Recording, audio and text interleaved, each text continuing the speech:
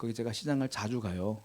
자주 가는데 그냥 가요. 그냥 가서 보면은 간판을 보면 참 재밌는 간판들이 있어요. 간판을 보면 뭘 파는지 알겠어. 여러분들 제가 한번 퀴즈를 내볼게요. 뭐 파는지 알아 맞춰보세요. 찰떡꿀떡. 무슨 가게 같아요? 떡집. 그리고 지나가 보니까 하나 간판을 봤는데 차이나타운. 뭐 같아요? 중국집. 중국집. 그리고 제가 병원을 하나 봤는데 밝은 눈 병원 이렇게 됐더라고요. 뭐 하는 병원 같아요? 예, 안과 병원이에요. 그리고 또 하나를 제가 봤어요. 병원이에요, 이것도. 비포 앤 애프터 이렇게 됐더라고요. 뭐겠어요? 성형외과. 성형외과 맞아요. 그 성형외과 비포 앤 애프터는 헬스클럽도 있더라고. 그리고 사진이 붙어 있어. 전후. 전후. 근데 여러분 그거 아셔야 돼요. 그 사진에 전후 보면 되게 이쁘게 생겼잖아요. 그리고 헬스 한 사람들 보면 옛날 뚱뚱했는데 되게 막 멋있잖아요. 제가 보니까 그렇게 되려면 100명 중에 1명 아니면 1000명 중에 1명이 될까 말까래요. 그만큼이. 근데 사람들이 그렇게 해놓으니까 나도 그렇게 될 줄 알고 성형도 하고 운동도 하고 그러는 것 같은데 조금 변하지 이렇게 많이 변하지 않는다고 하더라고요. 그러니까 속지 마시라 이 말이에요. 한마디로. 자, 비포 앤 애프터라고 해가지고 내가 수술을 하던 운동을 하던 인위적으로 내가 바꾸는 거예요. 인위적으로. 내 힘으로. 제가 이걸 사진을 보여드릴까 하다가 이건 명예가 좀 실추될 것 같아서 2018년도 12월 5일 날 한 분이 돌아가셨거든요. 쓸쓸하게. 그분은 한혜경이라는 분인데 아실지 모르겠어요. 옛날에 그 세상에 이런 일이 나왔던 분인데 선풍기 아줌마라고 혹시 아세요? 얼굴은 안 떼드릴게요. 그분의 얼굴이 이렇게 좀 안 좋아졌잖아요. 근데 옛날 하다 보니까 되게 미인이야. 그러니까 연예인을 꿈꿨다고 하더라고요. 근데 더 이뻐지기 위해서 이분이 성형을 하는데 나중에 중독이 돼서 파라핀도 넣고 그리고 식용유 있죠. 콩기름. 콩기름도 자기 얼굴에 넣어가지고 얼굴은 울퉁불퉁 하더라고요. 근데 그분이 그렇게 사시다가 돌아가셨어요. 자, 무슨 말이냐면 인간의 노력은 뭐 조금 바뀔 수는 있지만 아무리 노력해도 완전하게 내가 바뀌는 경우는 없다. 바뀌더라도 부작용이 있다. 이런 얘기를 지금 하고 싶은 거예요, 제가. 근데 방법이 하나 있어요. 여러분들 인생에 완전히 바뀔 수 있는 방법이 하나 있다는 거예요. 저는 제가 경험했고 여러분도 경험하셨을 거야. 그게 뭐냐면 살아계신 예수님을 만나는 사람은 만나기 전과 후가 달라져요. 인생이 완전히 달라져요. 이거는 내 의지로 인위적으로 바꾸는 게 아니라 그렇게 돼 저절로. 그러니까 예수님 만나는 게 굉장히 중요하다라는 것이죠. 우리가 그 시기를 말할 때 우리가 지금 2022년이잖아요. 서기 2022년이라고 합니다. 그 영어로 말하면 기원 전을 BC라고 하고 기원 후를 AD라고 해요. 열자 쓸 때. 근데 서기 2022년이 일본 말인 거 아세요 혹시? 우리나라 말이 아니고 일본 사람들이 서기 2022년 했기 때문에 우리가 그대로 답습하여 쓰는 거예요. 서기가 뭐냐면 서양 달력, 서력의 준말이 서기야. 그러니까 서기 2022년. 그러니까 예수님을 알고 있는 예수님 믿는 우리는 더 정답은 뭐냐면 서기 2022년이 아니라 주후 2022년이 더 정확한 뜻이에요. 예수님이 오신 후 2022년이 되었다는 뜻이거든요. 왜냐하면 서기를 나눌 때 역사를 나눌 때 기준점이 있는데 그 예수님이 오시고 난 전과 후로 나눠져요. 그 예수님이 오시고 나서 2022년이 흘렀기 때문에 지금이 2022년이고 예수님 오시기 전에는 그냥 우리가 그 BC라고 해서 기원 전이라고 말하는 거예요. 그걸 주전이라고 그래. 주전 얼마, 주후 얼마. 그러니까 여러분들은 앞으로 얘기를 나눌 때 가능하면 서기 2022년이라고 하지 말고 주후 2022년 이렇게 표현하는 게 좋을 것 같아요. 교회 달력들은 전부 다 주후 이렇게 나오거든요. 그렇게 말하는 게 좋을 것 같다는 거예요. 근데 BC는 영어인데 AD는 라틴어예요. BC는 Before Christ라고 해서 예수님 오기 전 이런 뜻이고 AD는 아노 도미니라는 뜻이에요.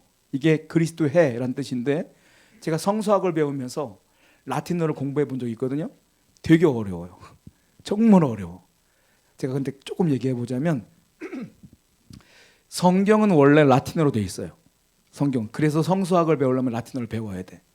라틴어로 되어 있는데 왜 그러냐면 로마 카톨릭이 성경을 만들 때 다른 언어는 부정한 언어라고 얘기를 해서 성경은 무조건 라틴어로 되어 있었어요. 그러니까 라틴어를 어렵기 때문에 사람들이 보기가 어려워요. 그래서 누가 봤느냐? 신부님만 봤어. 일반 여러분들은 성경이 없었어요. 옛날에는. 성경을 읽을 수 있는 사람은 신부밖에 없었고요. 신부가 전해주는 말이 성경인 줄 알고 믿었던 거야. 그런데 우리가 알다시피 성경의 해석 방법도 다양하기 때문에 올바르지 못한 해석을 하면 그것이 성경인 줄 알고 잘못 판단할 수 있단 말이에요. 그러니까 여러분들이 성경이 다 있잖아요. 이게 얼마나 귀중한 일인지 몰라. 왜냐하면 이 성경을 번역 작업을 하게 되는데 이 라틴어를 먼저 14세기에 한 분이 종교개혁자가 영어로 번역합니다. 그분이 존 위클리프라는 분인데 그분이 라틴어 성경을 영어로 번역을 했어요. 그리고 16세기에는 우리가 잘 알고 있는 종교개혁자였던 마틴 루터가 그 라틴어의 성경을 독일어로 번역을 합니다. 근데 이게 얼마나 어려운 일인가 하면 한 분이 있었어요. 영국의 윌리엄 틴데일이라는 분인데 사진 한번 보여드릴까요? 이분이 윌리엄 틴데일이에요. 이분이 성경을 라틴어 성경을 영어로 번역을 했는데 어떻게 됐느냐? 로마 카톨릭에서 너는 큰 죄를 졌다고 잡아갔어. 어떻게 했냐? 화형시켜 버렸어요. 그러니까 성경 번역했다고 죽였어요. 그런데도 불구하고 종교 개혁자들은 그 성경 번역을 위하여 목숨 걸고 했다라는 거예요. 그리고 지금 오늘날 종교 개혁이 이루어진 뒤에 그 성경이 여러분의 손으로 다 들어간 거예요. 이게 얼마나 감사한지 몰라. 그런데 많은 성도들이 성경을 그냥 차에다 두고 한 번도 안 읽다가 교회 갈 때 먼저 털고 들어오고 이런 경우가 너무 많다는 거예요. 이건 누군가는 목숨 걸고 번역한 건데 이 하나님 말씀이 얼마나 소중한 건데 그러니까 여러분들 그러니까 성경을 사랑하셔야 되고요. 성경을 여러분들 묵상하셔야 된다라는 거예요. 제가 갑자기 주전 주후 얘기하다가 갑자기 성경 예로 빠졌는데 본문을 다시 한번 읽어볼게요. 읽어봅니다. 시작. 마태복음을 보게 되면 처음에 족보가 나옵니다. 이 계보라고 써있는데 누가 누구를 낳고 누가 누구를 낳고 누가 누구가 쭉 나오는데 이게 패턴이 있어요. 14대 14대 14대 14대씩 나와요. 이렇게 아브라함부터 어디 다윗까지 14대 그 다음부터 바벨론까지 14대 예수님까지 14대 이렇게 쭉 나와요. 이렇게 쭉 나오는데 마태복음이 왜 이게 나왔는지를 알고 읽으시면 은혜가 돼요. 왜 족보가 나왔느냐? 자, 두 가지 목적이 있어요. 왜 마태복음은 이렇게 이게 족보를 먼저 썼느냐 하면 첫 번째, 아브라함과 다윗의 자손 예수 그리스도의 계보라고 1절이 시작하거든요. 그 맨 마지막에 어떻게 끝나냐면 예수님이 탄생하는 걸로 끝나 그 족보가. 그 다윗의 자손으로 예수님이 왔다는 거예요. 무슨 뜻이냐면 이스라엘 사람들은 구약 성경에 메시아가 올 거라는 걸 믿었어요. 그런데 그 메시아는 누구의 후손으로 올 것이냐? 아브라함과 다윗의 후손으로 올 것이다 라고 믿었어요. 근데 예수님이 오셨잖아요. 근데 그 예수님이 누구의 후손이냐? 아브라함과 다윗의 후손으로 오셨다. 이걸 얘기하고 싶은 거야, 마태는. 그러니까 이게 무슨 뜻이냐? 예수님이 곧 메시아라. 이걸 얘기하기 위해서 족보를 먼저 쓴 것이다 라는 거예요. 두 번째로는 족보가 끝나요. 예수님이 탄생함과 동시에 그 족보가 끝나고 2장으로 넘어가. 자, 그런데 예수님이 탄생함과 동시에 어떤 일이 벌어지냐면 예수님의 탄생 과정이 나타나. 요셉이 나오고 마리아가 나오고 천사가 수태고지를 하고 그리고 마리아가 처녀인데 임신하고 그리고 아이를 낳고 그리고 우리가 알다시피 호적 정리하러 가고 이런 장면들이 1장 후반부터 2장까지 쭉 나와. 무슨 뜻이냐? 마태복음만 나오거든요. 족보는 예수님이 메시아로 오셨다라는 것을 얘기하는 거고 그리고 예수님이 오셨기 때문에 이제는 새로운 예수님의 시대가 시작된다라는 걸 얘기하기 위해서 그분의 탄생부터 얘기가 쭉 나오는 거예요. 그러니까 무슨 말이냐? 예수님의 탄생이 기준이다라고 마태가 얘기하는 거예요. 이것이 기준이고 이 전과 이 후로 세대는 나뉘어지는 것이다라고 마태는 얘기하고 싶었기 때문에 1장부터 족보를 쭉 얘기하고 있는 것이다. 그러니까 역사는 그랬다서 예수님이 오시기 전과 후로 나뉘어지는 것이죠. 그러면 역사는 그렇다 치더라도 성도 여러분들에도 더 중요한 게 있어요. 내 인생의 전과 후는 어떻게 나눠지느냐? 여러분들 어떻게 나눠져요? 내가 군대 가기 전과 군대 후로 난 성격이 바뀌었어. 이렇게 나눠집니까? 아니면 내가 그 직장에 갔기 전과 후로 나누어집니까? 아니면 내가 아기를 낳은 후에 내 인격이 바뀌었어. 이렇게 나누어집니까? 성도는 그게 아니라 성도는 내가 예수님을 만나기 전과 후로 나뉘어요. 똑같아. 내가 예수님 만난 후에는 이렇게 변했고 예수님 만나기 전에 이렇게 살았지만 나는 주님 만나고 이렇게 바뀌었습니다. 라는 고백이 성도의 고백이 돼야 된다. 여러분들은 어떻게 살고 있느냐는 거예요. 저 같은 경우는 예수님을 언제 정확히 제가 만났느냐 하면 중학교 2학년 겨울방학 부흥회 1월달 부흥회 때 만났거든요. 그러니까 고등학교 올라가기 전에. 제가 지금 생각해 보면은 인생이 완전히 바뀌었어요. 저는 그 전에 예수님을 인격적으로 만나기 전에는 예배 때 맨날 졸았던 사람이에요. 목사님 설교가 옛날에는 뭐 어린아이들 예배가 없었거든요. 시골이다 보니까 그냥 애들이고 어른이고 다 한 예배 드렸어. 그러니까 목사님 설교가 연세도 많았는데 얼마나 졸린지 또 길기는 되게 길어요. 한 40분씩 하셔. 물론 지금 저도 40분 정도 하는 것 같은데 되게 길어. 맨날 잤어. 근데 예수님 만난 후에 어떻게 바뀌었냐면 제가 그 설교가 너무 짧게 느껴지고 그리고 그 이제 16살 먹은 애가 새벽마다 교회를 갔어요. 혼자. 교회가 산 밑에 있었거든요. 새벽에 가면은 가로등도 없었기 때문에 깜깜해. 교회 혼자 가잖아요. 교회인데도 무서워. 혼자 갔어요. 혼자 새벽에. 그때부터 새벽 기도를 혼자 했어요. 안 일어나면 꿈에 누가 깨우는 것 같아. 일어나면 4시 반이야. 그때 새벽기도 가는 거예요. 혼자.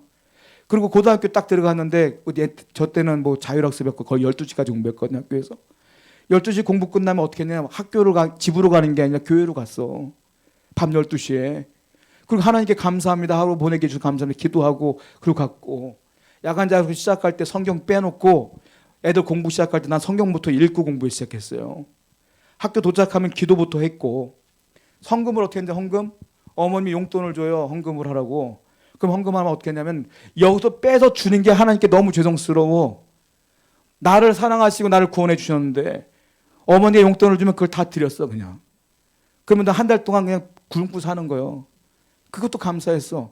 그리고 어느 날 갑자기 어느 집회 갔는데 헌금을 하래. 준비하지 못했어. 지갑을 빼잖아요. 지갑에 돈이 몇 개 있잖아요. 그건 다 집어넣었어 나는 헌금. 지갑채로. 1,000원도 안 빼놓고. 내 인생이 그냥 바뀌었어. 하나님 중심으로. 드리는 걸로. 그 전에는 전혀 상상도 못했던 인생으로 바뀌었다는 거지. 그리고 지금까지 이렇게 왔고요. 여러분 어떠냐는 거예요. 예수님 만나기 전과 후로 나는 분명히 나누어집니까? 라고 고백할 수가 있냐는 거예요.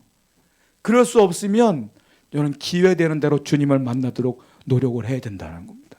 예배해야 되고 기도해야 되고 그 순간이 필요하다. 찬송가 90장을 보게 되면 1절만 한번 불러볼게요. 가사를 잘 묵상하며 불러봅시다.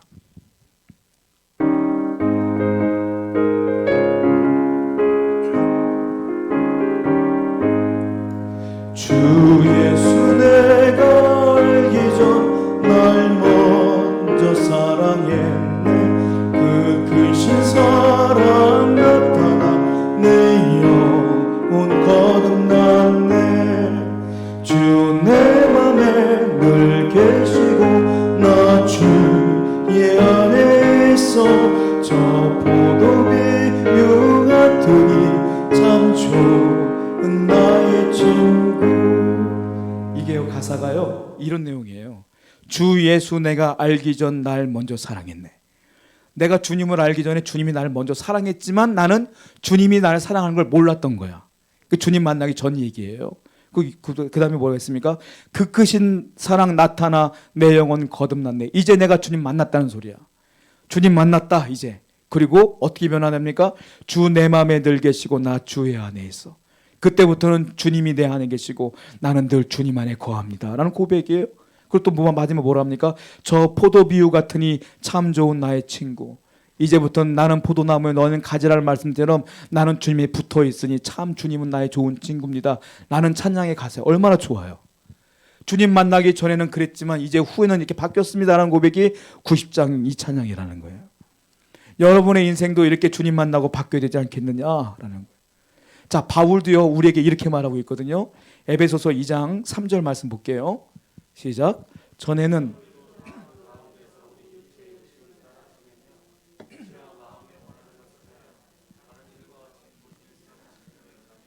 전에는 우리도 다 바울을 포함한 거예요. 전에는 다시 한번 계속 보여드리세요. 네. 전에는 우리도 다 그 가운데서 우리 육체의 욕심을 따라 지내며 이게 무슨 말이냐면 예수님 만나기 전엔 나도 너도 욕심을 따라 지냈던 육체와 마음에 원하는 것을 하는 사람이었다. 본질상 진노의 자녀였다라는 거예요. 그런데 바울이 예수님 만나죠. 만난 후에 바뀌어. 그 다음 절 한번 읽어볼까요? 에베소 2장 10절입니다. 시작. 우리는 그가 만드신 바라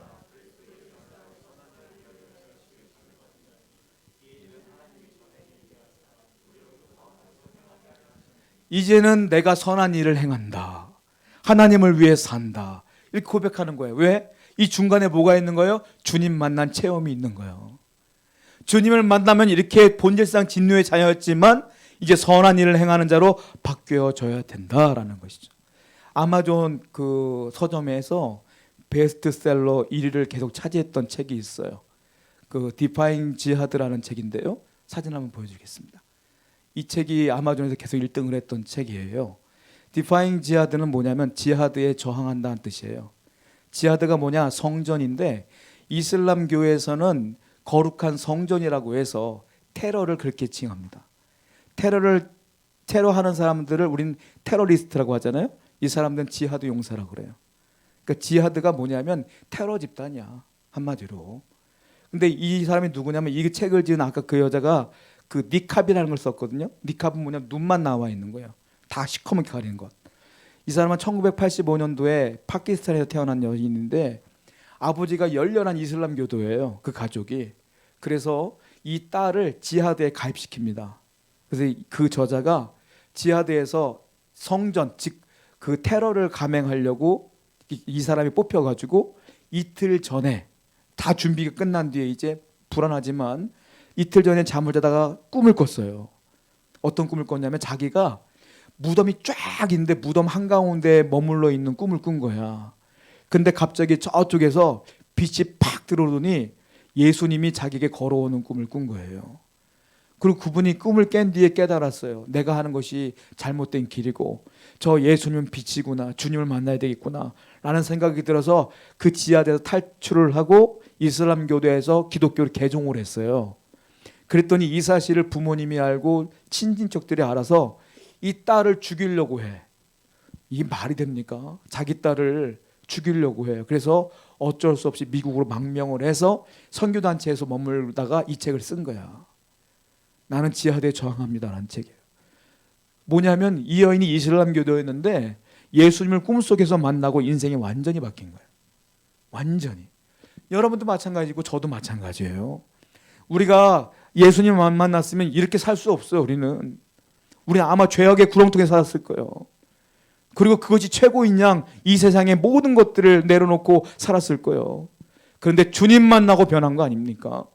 그러면 끝까지 주님을 향하여 이 사명을 감당하고 그 경험이 없으면 내가 다시 주님을 만나기 위해 노력하고 기도해야 되지 않겠어요? 오늘도 다시 여러분들의 그런 은혜가 회복되는 귀한 시간 되기를 축원드립니다. 우리 기도하겠습니다.